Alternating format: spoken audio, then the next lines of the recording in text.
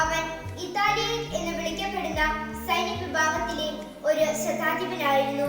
അവനും കുടുംബവും ദൈവഭയവും ഭക്തിയുമുള്ളവരായിരുന്നു. അവന് ജനങ്ങൾക്ക് ഉദാരമായി ദാനധർമ്മം ചെയ്യുകയും ദൈവത്തോട് നിരന്തരം പ്രാർത്ഥിക്കുകയും ചെയ്തു പോന്നു. ഒരു ദിവസം ഏതാണ്ട് 9-ാം മണിക്കൂറിൽ കോർണേലിയസ് എന്ന് വിളിച്ചുകൊണ്ട് ഒരു ദൈവദൂതൻ ആഗതനാകുന്നത് ഒരു ദർശനത്തിൽ അവൻ വ്യക്തമായി കണ്ടു. ഭയവിഭ്വലനായി ഉറ്റുനോക്കിക്കൊണ്ട് അവൻ ചോദിച്ചു, പ്രഭു, ഇതെന്താണ്? ദൂതൻ പറഞ്ഞു, നിന്റെ പ്രാർത്ഥനകളും ദാനധർമ്മങ്ങളും ദൈവസന്നിധി നിന്നെ അനുസ്മരിപ്പിച്ചിരിക്കുന്നു. യോപ്പായിലേക്ക് ആളയച്ച് പത്രോസ് എന്ന് വിളിക്കപ്പെടുന്ന ശിമിയോനെ വരുത്തുക. അവൻ കടൽ തീരത്ത് താമസിക്കുന്ന തുകൽ പണിക്കാരൻ ശിമിയോന്റെ വീട്ടിലുണ്ട്. തന്നോട് സംസാരിച്ച ദൂതൻ പോയപ്പോൾ അവൻ തന്റെ 2 ഭൃത്യന്മാരെയും അംഗരക്ഷകരിൽപ്പെട്ട വിശ്വസ്തനായ ഒരു പടയാളിയെയും വിളിച്ച് എല്ലാം വിശദീകരിച്ചു കൊടുത്തതിനു ശേഷം അവരെ യോപ്പായിലേക്ക് അയച്ചു. അവൻ യാത്ര ചെയ്ത പിറ്റേ ദിവസം നഗരത്തെ സമീപിച്ചപ്പോൾ പത്രോസ് പ്രാർത്ഥിക്കാൻ മട്ടുപ്പാവിലേക്ക് പോവുകയായിരുന്നു. ഏകദേശം 6-ാം മണിക്കൂറായിരുന്നു. അവന് വിശന്നു. എന്തെങ്കിലും ഭക്ഷിക്കണമെന്ന് തോന്നി അവൻ ഭക്ഷണം തയ്യാറാക്കിക്കൊണ്ടിരുന്നപ്പോൾ അവന് ഒരു ദിവ്യാനുഭൂതി ഉണ്ടായി. സ്വർഗം തുറന്നിരിക്കുന്നതും വലിയ വിരിപ്പ് പോലെ ഒരു പാത്രം 4 കോണിലും പിടിച്ച് ഭൂമിയിലേക്ക് ഇറക്കപ്പെടുന്നതും അവൻ കണ്ടു. ഭൂമിയിലെ എല്ലാത്തരം നാൽക്കാലികളെയും ഇഴജന്തുക്കളെയും ആകാശപ്പറവുകളെയും അതിലുണ്ടായിരുന്നു. ഒരു സ്വരം അവൻ കേട്ടു, പത്രോസേ, എഴുന്നേൽക്കുക, നീ ഇവയെ കൊന്നു ഭക്ഷിക്കുക. പത്രോസ് പറഞ്ഞു, കർത്താവേ, ഒരിക്കലുമില്ല. മലിനമോ അശുദ്ധമോ ആയ യാതൊന്നും ഞാൻ ഒരിക്കലും ഭക്ഷിച്ചിട്ടില്ല. രണ്ടാമതും അവൻ ആ സ്വരം കേട്ടു, ദൈവം വിശുദ്ധീകരിച്ചവയെ മലിനമെന്ന് നീ കണക്കാക്കരുത്. 3 പ്രാവശ്യം ഇങ്ങനെ സംഭവിച്ചു. ഉടൻ തന്നെ പാത്രം ആകാശത്തേക്ക് എടുക്കപ്പെടുകയും ചെയ്തു. താൻ കണ്ട ദർശനത്തിന്റെ അർത്ഥമെന്തെന്ന് പത്രോസ് സംശയിച്ചു നിൽക്കുമ്പോൾ കോർണേലിയസ് അയച്ച ആളുകൾ ശിമിയോന്റെ വീടന്വേഷിച്ച് പടിവാതിൽക്കൽ നിൽപ്പുണ്ടായിരുന്നു. പത്രോസ് എന്ന് വിളിക്കപ്പെടുന്ന ശിമിയോൻ ഇവിടെയാണോ താമസിക്കുന്നതെന്ന് അവർ വിളിച്ചു ചോദിച്ചു. പത്രോസ് ദർശനത്തെ കുറിച്ച് ചിന്തിച്ചുകൊണ്ടിരുന്നപ്പോൾ ആത്മാവ് അവനോട് പറഞ്ഞു, ഇതാ 3 പേർ നിന്നെ അന്വേഷിക്കുന്നു. എഴുന്നേറ്റ് താഴേക്ക് ചെല്ലുക. ഒന്നും സംശയിക്കാതെ അവരോടൊപ്പം പോകുക. എന്തെന്നാൽ ഞാനാണ് അവരെ അയച്ചിരിക്കുന്നത്. പത്രോസ് താഴെ വന്ന് അവരോട് പറഞ്ഞു, നിങ്ങൾ അന്വേഷിക്കുന്ന ആൾ ഞാൻ തന്നെ. നിങ്ങൾ വന്നതിന്റെ ഉദ്ദേശം എന്ത്? അവർ പറഞ്ഞു, നീതിമാനും ദൈവഭയമുള്ളവനും യഹൂദജനത്തിനു മുഴുവൻ സമ്മതനുമായ കോർണേലിയസ് എന്ന ശതാധിപന് നിന്നെ ആളയച്ച് വീട്ടിലേക്ക് കൊണ്ടുചെല്ലണമെന്നും നിന്റെ വാക്കുകൾ കേൾക്കണമെന്നും ദൈവദൂതനിൽ നിന്നും നിർദ്ദേശം ലഭിച്ചിരിക്കുന്നു. അവൻ അവരെ അകത്തു വിളിച്ച് അവിടെ താമസിപ്പിച്ചു. അടുത്ത ദിവസം അവൻ അവരോടൊപ്പം പുറപ്പെട്ടു. യോപ്പായിൽ നിന്നുള്ള ചില സഹോദരന്മാരും അവനെ അനുയാത്ര ചെയ്തു. പിറ്റേ ദിവസം അവൻ കേസറിയയിലെത്തി.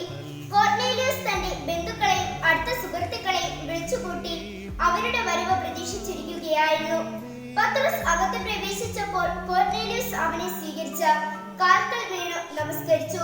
എഴുന്നേൽക്കുക, ഞാനും ഒരു മനുഷ്യനാണ് എന്ന് പറഞ്ഞുകൊണ്ട് പത്രോസ് അവനെ എഴുന്നേൽപ്പിച്ചു. അവനോട് സംസാരിച്ചുകൊണ്ട് പത്രോസ് അകത്ത് പ്രവേശിച്ചപ്പോൾ വളരെ പേർ അവിടെ കൂടിയിരിക്കുന്നത് കണ്ടു. അവൻ അവനോട് പറഞ്ഞു, മറ്റൊരു വർഗക്കാരനുമായി സമ്പർക്കം പുലർത്തുന്നതും അവനെ സമീപിക്കുന്നതും ഒരു യഹൂദന് എത്രത്തോളം നിയമവിരുദ്ധമാണെന്ന് നിങ്ങൾക്കറിയാമല്ലോ. എന്നാൽ ഒരു മനുഷ്യനെയും ഹീനജാതിക്കാരനെന്നോ അശുദ്ധനെന്നോ വിളിക്കരുതെന്ന് ദൈവം എനിക്ക് കാണിച്ചു തന്നിരിക്കുന്നു. അതിനാൽ നിങ്ങൾ എനിക്ക് ആളയച്ചപ്പോൾ യാതൊരു തടസ്സവും പറയാതെ ഞാൻ വരികയാണ് ചെയ്തത്. എന്തിനാണ് നിങ്ങൾ എനിക്ക് ആളയച്ചത്? പറയുവിൻ. കോർണേലിയസ് മറുപടി പറഞ്ഞു, 4 ദിവസം മുമ്പ് ഈ സമയത്തു വീട്ടിൽ വെച്ച് ഞാൻ 9-ാം മണിക്കൂറിലെ പ്രാർത്ഥന നടത്തുകയായിരുന്നു. പെട്ടെന്ന് തിളങ്ങുന്ന വസ്ത്രങ്ങൾ അണിഞ്ഞ ഒരാൾ എന്റെ മുമ്പിൽ പ്രത്യക്ഷപ്പെട്ടു. അവൻ പറഞ്ഞു, കോർണേലിയസേ, ദൈവസന്നിധിയിൽ നിന്റെ പ്രാർത്ഥനകൾ എത്തുകയും ദൈവം നിന്റെ ദാനധർമ്മങ്ങൾ അനുസ്മരിക്കുകയും ചെയ്തിരിക്കുന്നു. അതുകൊണ്ട് യോപ്പായിലേക്ക് ആളയച്ച് പത്രോസ് എന്ന് വിളിക്കപ്പെടുന്ന ശിമിയോനെ വരുത്തുക. കടൽ തീരത്ത് തുകൽ പണിക്കാരൻ ശിമിയോന്റെ വീട്ടിലാണ് അവൻ താമസിക്കുന്നതെന്ന്. അതുകൊണ്ട് നിന്നെ വിളിക്കാൻ ഞാൻ ഉടനെ ആളയച്ചു. നീ സൗമനസ്യത്തോടെ ഇവിടെ വരികയും ചെയ്തു. കർത്താവ് നിന്നോട് ആജ്ഞാപിച്ചിട്ടുള്ളതെല്ലാം കേൾക്കുവാൻ ഇതാ ദൈവസന്നിധിയിൽ ഞങ്ങൾ എല്ലാവരും സന്നിഹിതരായിരിക്കുന്നു. പത്രോസിന്റെ പ്രസംഗം.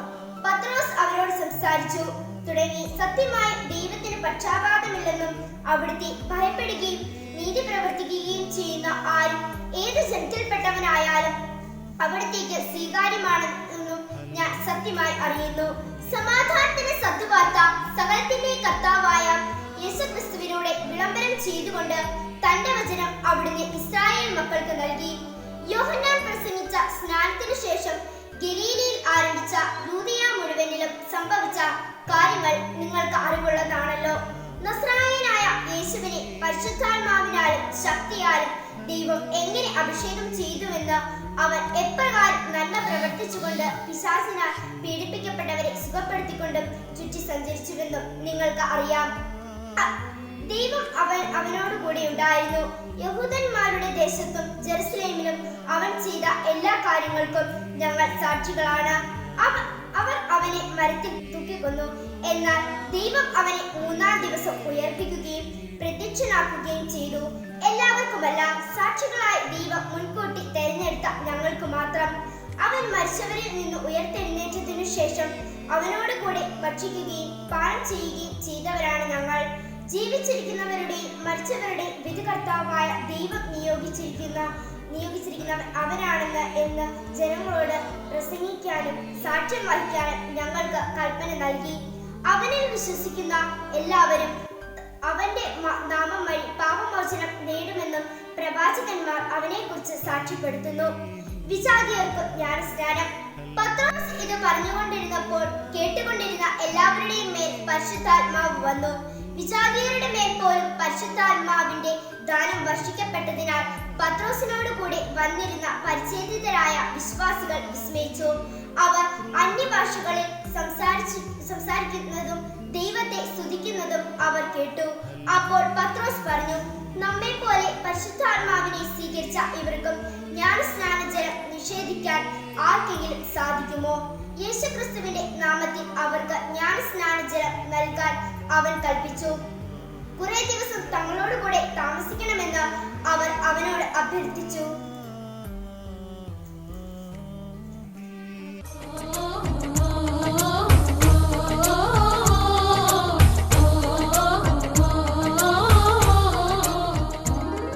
അപ്പോസ്തല പ്രവർത്തനങ്ങൾ 11-ാം അധ്യായം.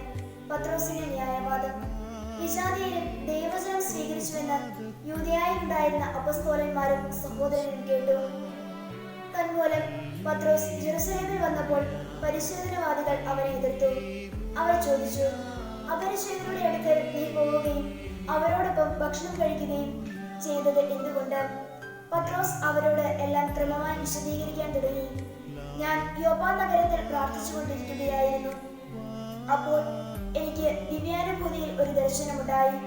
സ്വർഗത്തിൽ നിന്നും വലിയ വിരിപ്പ് പോലെ ഒരു പാത്രം 4 കോണിലും പിടിച്ച് ഇറക്കുന്നത് ഞാൻ കണ്ടു. അത് എന്റെ അടുത്ത് വന്നു. ഞാൻ സൂക്ഷിച്ചു നോക്കിയപ്പോൾ അതിൽ ഭൂമിയിലെ നാൽക്കാലികളെയും വന്യമൃഗങ്ങളെയും ഇഴജന്തുക്കളെയും ആകാശപ്പറവകളെയും കണ്ടു. എന്നോട് സംസാരിക്കുന്ന ഒരു സ്വരം ഞാൻ കേട്ടു, പത്രോസേ, എഴുന്നേൽക്കുക, നീ ഇവയെ കൊന്നു ഭക്ഷിക്കുക. അപ്പോൾ ഞാൻ മറുപടി പറഞ്ഞു, കർത്താവേ, ഒരിക്കലുമില്ല. ഹീനമോ അശുദ്ധമോ ആയ യാതൊന്നും ഞാൻ ഒരിക്കലും ഭക്ഷിച്ചിട്ടില്ല. സ്വർഗത്തിൽ നിന്നും രണ്ടാമതും ആ സ്വരം പറഞ്ഞു, ദൈവം വിശദീകരിച്ചതിനെ നീ മലിനമെന്ന് വിളിക്കരുത്. 3 പ്രാവശ്യം ഇങ്ങനെ സംഭവിച്ചു. പിന്നീട് എല്ലാം സ്വർഗത്തിലേക്ക് തിരിച്ചെടുക്കപ്പെട്ടു. അപ്പോൾ തന്നെ കേസറിയയിൽ നിന്നും എന്റെ അടുത്തേക്ക് അയക്കപ്പെട്ട 3 പേർ ഞാൻ താമസിച്ചിരുന്ന വീട്ടിലെത്തി. ഒരു സന്ദേഹവും കൂടാതെ അവരോടൊപ്പം പോകാൻ എന്റെ ആത്മാവിൽ നിർദ്ദേശമുണ്ടായി. ഈ 6 സഹോദരന്മാരും എന്നെ അനുയാത്ര ചെയ്തു. ഞങ്ങൾ ആ മനുഷ്യന്റെ വീട്ടിൽ പ്രവേശിച്ചു. തന്റെ ഭവനത്തിൽ ഒരു ദൂതൻ നിൽക്കുന്നതായി കണ്ടുവെന്നും അവൻ ഇങ്ങനെ അയച്ചുവെന്നും അവൻ പറഞ്ഞു, നീ യോപ്പായിലേക്ക് ആളയച്ച് പത്രോസ് എന്ന് വിളിക്കപ്പെടുന്ന ശിമയോനെ വരുത്തുക. നിനക്കും നിന്റെ ഭവനത്തിനും മുഴുവൻ രക്ഷ കിട്ടുന്നതിനുള്ള കാര്യങ്ങൾ അവൻ നിന്നോട് പറയും. ഞാൻ അവരോട് പ്രസംഗിക്കാൻ തുടങ്ങിയപ്പോൾ മുമ്പ് നമ്മുടെ മേൽ എന്നതുപോലെ തന്നെ അവരുടെ മേലും പരിശുദ്ധാത്മാവ് വന്നു. അപ്പോൾ ഞാൻ കർത്താവിന്റെ വാക്കുകൾ ഓർത്തു. യോഹന്നാൻ ജലം കൊണ്ട് സ്നാനം നൽകി, നിങ്ങളാകട്ടെ പരിശുദ്ധാത്മാവിനാൽ സ്നാനമേൽക്കും. നാം യേശുക്രിസ്തുവിൽ വിശ്വസിച്ചപ്പോൾ ദൈവം നമുക്ക് നൽകിയ അതേ ദാനം അവർക്കും അവിടുന്ന് നൽകിയതിൽ ദൈവത്തെ തടസ്സപ്പെടുത്താൻ ഞാൻ ആരാണ്? ഈ വാക്കുകൾ കേട്ടപ്പോൾ അവർ നിശബ്ദരായി. ജീവനിലേക്ക് നയിക്കുന്ന അനുതാപം വിജാതിയർക്കും ദൈവം പ്രദാനം ചെയ്തിരിക്കുന്നു എന്ന് പറഞ്ഞുകൊണ്ട് അവർ ദൈവത്തെ മഹത്വപ്പെടുത്തി. സഭ അന്ത്യോക്യയിൽ സ്തെഫാനോസിനെ സംബന്ധിച്ചുണ്ടായ പീഡനം നിമിത്തം ചിതറിക്കപ്പെട്ടവർ ഫിനീഷ്യ, സെപ്രേസ്, അന്ത്യോക്യ എന്നീ പ്രദേശങ്ങൾ വരെ സഞ്ചരിച്ചു. യഹൂദരോടല്ലാതെ മറ്റാരോടും അവർ വചനം പ്രസംഗിച്ചിരുന്നില്ല. അക്കൂട്ടത്തിൽ സെപ്രേസിൽ നിന്നും കിരേനിയിൽ നിന്നുമുള്ള ചിലർ ഉണ്ടായിരുന്നു. അവർ അന്ത്യോക്യയിൽ വന്നപ്പോൾ ഗ്രീക്കുകാരോടും കർത്താവായ യേശുവിനെ കുറിച്ച് പ്രസംഗിച്ചു. കർത്താവിന്റെ കരം അവരോട് കൂടെ ഉണ്ടായിരുന്നു. വിശ്വസിച്ച വളരെ പേർ കർത്താവിലേക്ക് തിരിഞ്ഞു. വാർത്ത ജെറുസലേമിലെ സഭയിലെത്തി. അവർ ബർന്നാബാസിനെ അന്ത്യോക്യയിലേക്ക് അയച്ചു. അവൻ ചെന്ന് കർത്താവിന്റെ കൃപാവരം ദർശിച്ച് സന്തുഷ്ടനാവുകയും കർത്താവിനോട് വിശ്വസ്തതയുള്ളവരായി ദൃഢനിശ്ചയത്തോടെ നിലകൊള്ളാൻ അവരെ ഉപദേശിക്കുകയും ചെയ്തു. കാരണം അവൻ പരിശുദ്ധാത്മാവിലും വിശ്വാസത്തിലും നിറഞ്ഞ ഒരു നല്ല മനുഷ്യനായിരുന്നു. നിരവധി ആളുകൾ കർത്താവിന്റെ അനുയായികളായി തീർന്നു. സാവൂളിനെ അന്വേഷിച്ച് ബർന്നാബാസ് തോർസിലേക്ക് പോയി. അവനെ കണ്ടുമുട്ടിയപ്പോൾ അന്ത്യോക്യയിലേക്ക് കൂട്ടിക്കൊണ്ടുപോന്നു.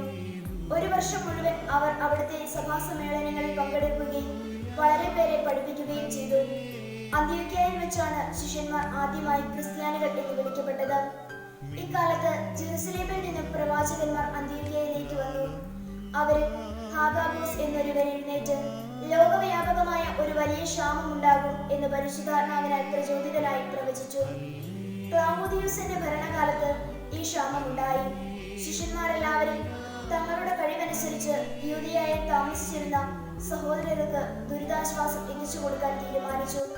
ബർന്നാബാസും സാവോളും വഴി സഹായം ശ്രേഷ്ഠന്മാർക്ക് എത്തിച്ചു കൊടുത്തുകൊണ്ട് അവർ അത് നിർവഹിക്കുകയും ചെയ്തു.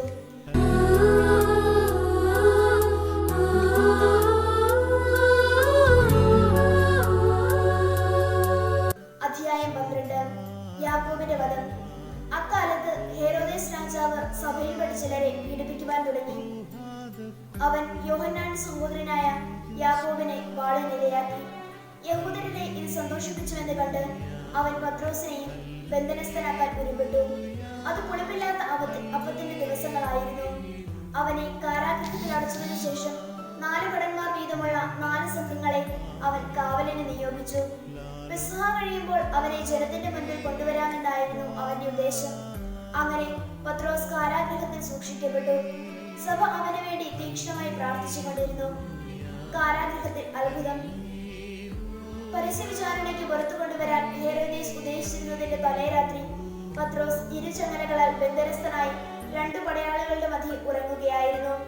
പട്ടാളക്കാർ കാരാഗൃഹവാതിൽക്കൽ കാവൽ നിൽക്കുന്നുണ്ടായിരുന്നു. പെട്ടെന്ന് കർത്താവിന്റെ ഒരു ദൂതൻ പ്രത്യക്ഷനായി. ആ മുറിയാകെ പ്രകാശം നിറഞ്ഞു. അവൻ പത്രോസിന്റെ പാർശ്വത്തിൽ തട്ടി ഉണർത്തിക്കൊണ്ട് പറഞ്ഞു, വേഗം എഴുന്നേൽക്കൂ. അപ്പോൾ അവന്റെ കൈകളിൽ നിന്നും ചങ്ങലകൾ താഴെ വീണു. ദൂതൻ അവനോട് പറഞ്ഞു, നീ അരമുറുക്കി പാദരക്ഷകൾ അണിയുക. അവൻ അങ്ങനെ ചെയ്തു. ദൂതൻ വീണ്ടും പറഞ്ഞു, മേലങ്കി ധരിച്ചുകൊണ്ട് എന്റെ പിന്നാലെ വരിക. അവൻ പുറത്തിറങ്ങി ദൂതനെ അനുഗമിച്ചു. എങ്കിലും ദൂതൻ വഴി സംഭവിച്ച ഇക്കാര്യം യാഥാർത്ഥ്യമാണെന്ന് അവന് തോന്നിയില്ല.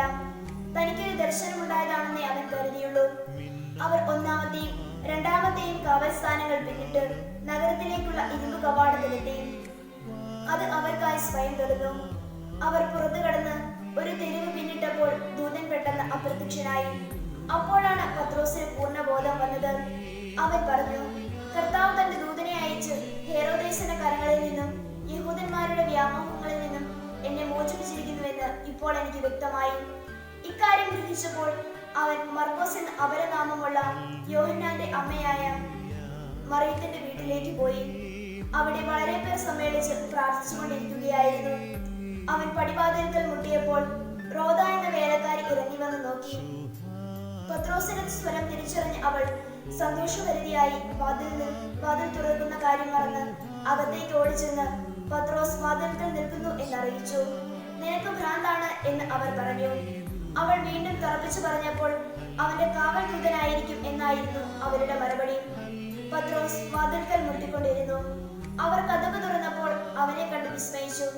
നിശബ്ദരായിരിക്കുവാൻ കൈകൊണ്ട് ആംഗ്യം കാണിച്ചതിനു ശേഷം എങ്ങനെയാണ് കർത്താവ് തന്നെ കാരാഗൃഹത്തിൽ നിന്ന് രക്ഷപ്പെടുത്തിയതെന്ന് അവൻ വിശദീകരിച്ചു. ഈ സംഭവം യാക്കോബിനോടും സഹോദരന്മാരോടും പറയണമെന്ന് അവൻ ആവശ്യപ്പെട്ടു. അനന്തരം അവൻ അവിടെ നിന്ന് പുറപ്പെട്ട് വേറൊരു സ്ഥലത്തേക്ക് പോയി. പ്രഭാതമായപ്പോൾ പത്രോസിന് എന്ത് സംഭവിച്ചിരിക്കാം എന്നതിനെ കുറിച്ച് പടയാളികളുടെ ഇടയിൽ വലിയ പരിഭ്രാന്തി ഉണ്ടായി. അവനെ അന്വേഷിച്ച് കണ്ടെത്താതെ വന്നപ്പോൾ ഹെരോദേസ് കാവൽക്കാരെ വിചാരണ ചെയ്യുകയും അവരെ കൊല്ലാൻ ആജ്ഞാപിക്കുകയും ചെയ്തു. അനന്തരം പത്രോസ് യൂദയായിൽ നിന്നും കേസറിയയിലേക്ക് പോയി അവിടെ താമസിച്ചു. ഹെരോദേസിന് ദുരന്തം. ടയറിലും സീദോനിലുമുള്ള ആളുകളോട് ഹെരോദേസിന് വൈര്യമുണ്ടായിരുന്നു. അവർ ഒത്തുചേർന്ന് രാജാവിനെ അടുത്ത് ചെന്ന് അവന്റെ പള്ളിയറക്കാരനായ ബ്ലാസ്തോസിനെ സ്വാധീനിച്ച് സമാധാനത്തിനു വേണ്ടി അപേക്ഷിച്ചു. കാരണം അവരുടെ ദേശം ഭക്ഷ്യയോജനങ്ങൾക്ക് ആശ്രയിച്ചിരുന്നത് അവന്റെ രാജ്യത്തെയാണ്.